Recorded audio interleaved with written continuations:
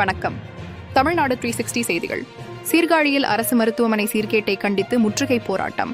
மயிலாடுதுறை மாவட்டம் சீர்காழியில் அரசு மருத்துவமனை இயங்கி வருகிறது. அரசு மருத்துவமனையில் சுமார் 50க்கும் மேற்பட்ட கிராமங்களின் மக்கள் பயனடைந்து வருகின்றனர். ஆனால் அங்கு போதிய வசதி இல்லாத காரணத்தால் பொதுமக்கள் அவதிக்கு உள்ளாகின்றனர்.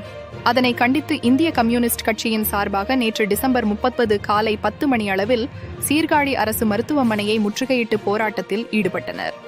ஒன்றிய செயலாளர் ஞானப்பிரகாசம் தலைமையில் நடைபெற்ற இப்போராட்டத்தில் போதுமான மருத்துவர்களையும் சிறப்பு மருத்துவர்களையும் உடனடியாக நியமிக்க புரியும், சிடி ஸ்கேன் மருத்துவர் நியமிக்க கோரியும், 24 மணி நேரமும் மருத்துவர்கள் பணியில் இருக்க கோரியும், மருத்துவமனையில் நோயாளிக்கான போதுமான படுக்கை வசதிகள் ஏற்படுத்தி தர கோரியும், மருத்துவ பணியாளர்கள் மற்றும் ஊழியர்கள் பொதுமக்களிடம் நோயாளிகளிடம் கனிவுடன் நடந்து கொள்ள கோரியும், போதுமான அளவில் அறுவை சிகிச்சை மருத்துவர்கள் நியமிக்க கோரியும், கூடுதலாக குழந்தை மருத்துவரையும் நியமிக்க கோரியும் இன்னும் பல அம்ச கோரிக்கைகளை வலியுறுத்தி ஆர்ப்பாட்டத்தில் ஈடுபட்டனர்.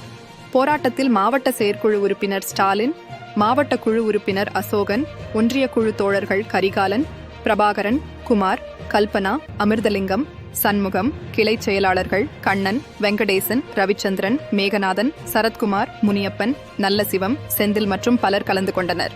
தமிழ்நாடு 360 செய்திக்காக சீர்காழியிலிருந்து செய்தியாளர் ஜோசப். வரக்கூடிய நோயாளிகளுடைய உதவியாளர் வரக்கூடிய இந்த வாகன பாதுகாப்பும் முறையாக பராமரிக்கப்பட வேண்டும். கூடுதலாக இந்த ஒப்பந்த முறை ஒழிக்கப்பட்டு நிரந்தர தொழிலாளர்கள், துப்புரவு தொழிலாளர்களை இங்கே பாதுகாப்பு பணியில் ஈடுபட்டிருக்கக்கூடிய நம்முடைய தொழிலாளிகளை ஒரு நிரந்தர பணியில் அமர்த்துவதற்கு அரசு முன்வர வேண்டும்.